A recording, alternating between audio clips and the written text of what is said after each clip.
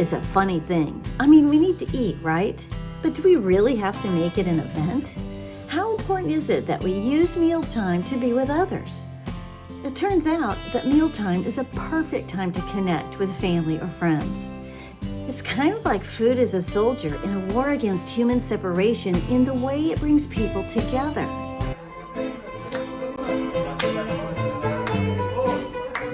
Those moments we spend with friends or family become more about sharing than eating.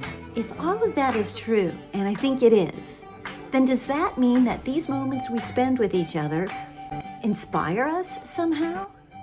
It's that, that dinner I cooked last night. I didn't just go to make us other dinner. I was inspired to cook for these people that I love so much. And I was able to show these wonderful people who saw me, who I could see myself from their perspective. And I was inspired to show them my love for them through food. I was lucky actually being young in Kentucky because I had a real close group of friends. We were very tight, and of course we were all young hippies, and so we had this thing in common, and we all kind of grew up together. And friends have always been extremely important to me. Not that I have a huge pile of them, but go back in time far enough that everything doesn't have to be explained, and connecting those connections. I can honestly say you, Kathy Kelly, there were so many people in Houston who were, working and doing and making, and it was just, Houston was good for me. Because I learned to network there, I learned to make friends there. it's nice when you have all these people that share the same qualities, the same ideas, the same enjoyments with you. So Making time to be with others not only gives us the chance to check in on the people we care about, but also a chance to check in on ourselves. I love to hear people's stories, and I love people the ones that don't talk that much, I like them the most. Yeah, sometimes the strongest people are the best listeners. There is one type of partnership that always impresses me. People who are life partners and business partners at the same time. These people inspire me because they are stepping up to a challenge that I doubt very much I personally could manage. I'm Nathaniel Donay. I'm a multidisciplinary practitioner / artist, husband of Tyrus. We collaborate from time to time with some projects that we have, and I absolutely love working with him. So my name is Ben Sheffer, and I'm married to Layla Sheffer, and we live in Los Angeles, California. And we are self-employed. We have a business where we do swimming pool service and repair. You two own a business together. Talk about that business together and how that came about.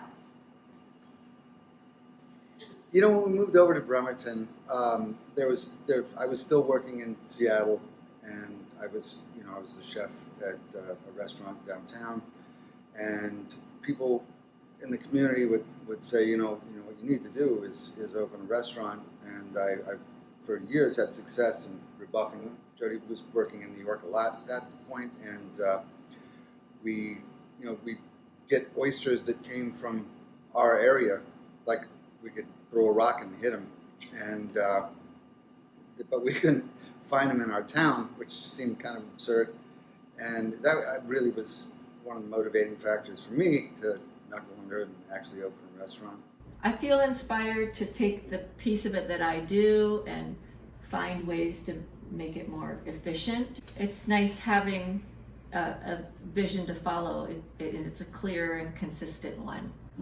So it makes it easy to know, okay, what do I need to do to help get it done? I think taking pride in each other's strengths is great. I mean, I love, so many people come in the bar and they not only, they recognize that they're getting, good food and beverage, but it's the room that they're in that makes a huge impact on their experience.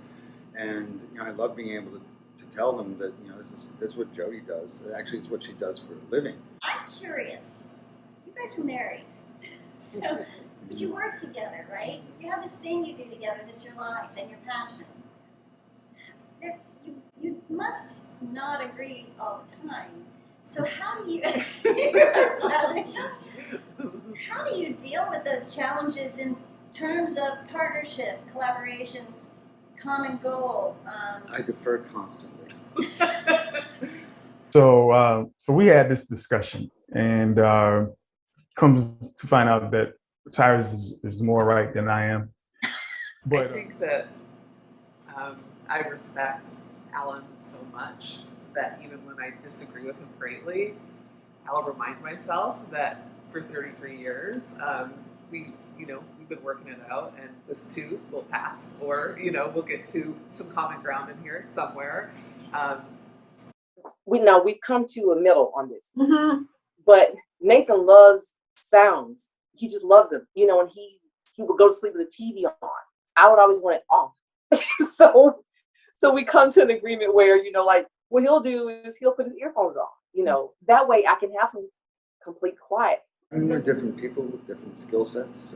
Very different skill set.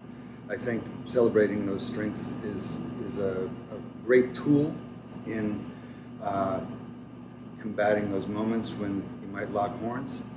Listening to other people tell their stories encourages me, even inspires me to work harder, to pay more attention, and dream bigger.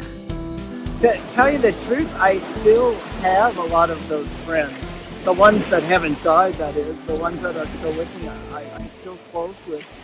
And we still share the same activism, same thing that we did then. We all share so much. And through learning about other people and hearing their stories and their perspective, I think you gain a better understanding of yourself and how we are all connected. Mm-hmm. Inspiration, I think, if you understand what inspires you, you understand more about you, period. You are saying that one way to find your inspiration is to first know your strengths and weaknesses. Yes. My last day on the streets, I had gone out and made my money, went out the night before. I had my partner Mark, and he had been asking and begging me, to get off the streets and to come stay there and let him help me, and I did not know how to accept help yet, and because I just wanted to do it on my own, and I don't think that I felt really worthy of that kind of change. So I went out that night and went to go make some money, and of course I ended up spending that money on drugs, and I went off with a guy to a motel, and he was giving me drugs, and I woke up the next morning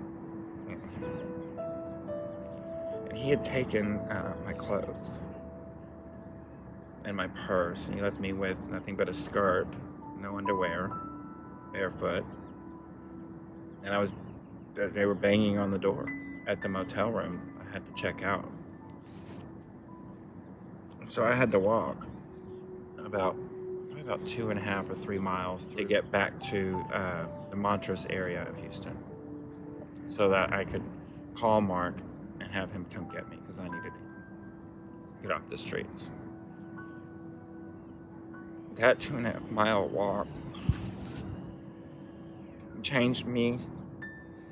I don't know if it was a recognition of God in that moment, or something higher than myself, but I just gave it all away to whatever's out there, and I said, I can't handle it anymore. I can't do this by myself, and I need guidance, and I need help to be better.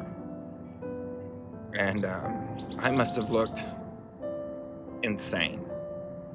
I had 5 o'clock shadow in a skirt, half my makeup still on my face, barefoot, no shirt, just screaming at the Lord. And at whatever it is, and because I needed help. And I didn't have a family that loved me like that. Mark saw something in me that he valued, where I didn't see anything of value in myself at all. And that inspired me to change my life. There's a lot of different kinds of people in our town, and I want everybody to feel welcome. And I think Jody and I really shared that as an inspiration as well.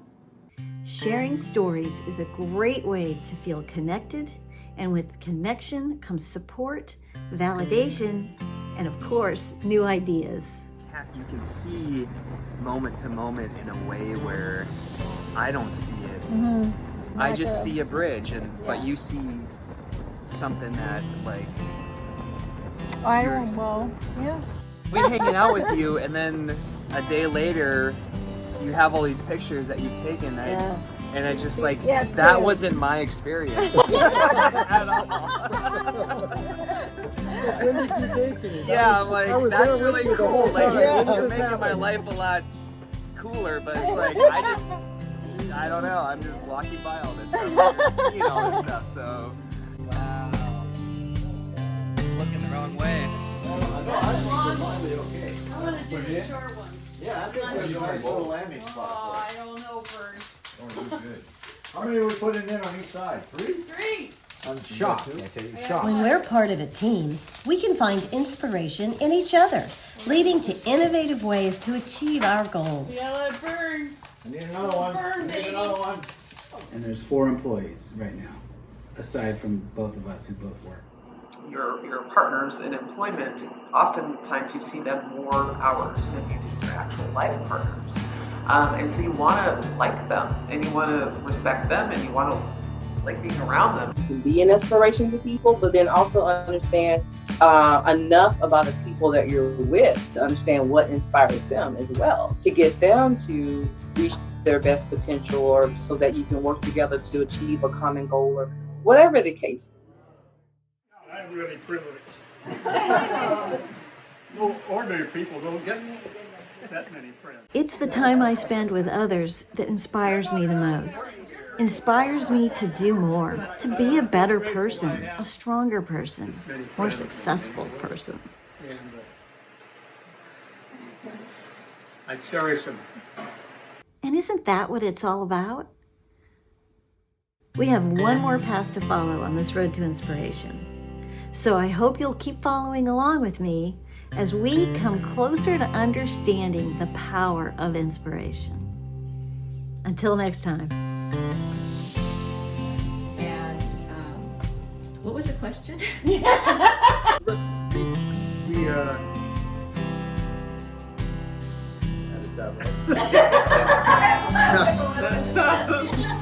I think we're all kind of on empty right now. Everybody's ready. I need to go get another bottle.